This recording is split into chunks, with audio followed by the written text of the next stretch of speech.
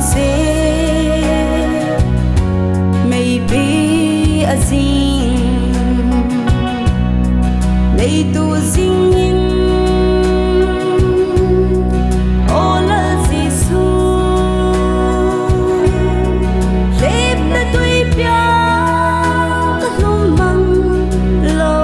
na din nei pin lang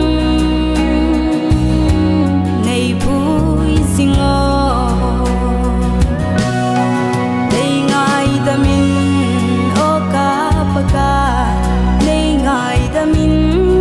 o len jesu nei na sagin ko ka humne ke nagam no ma dingin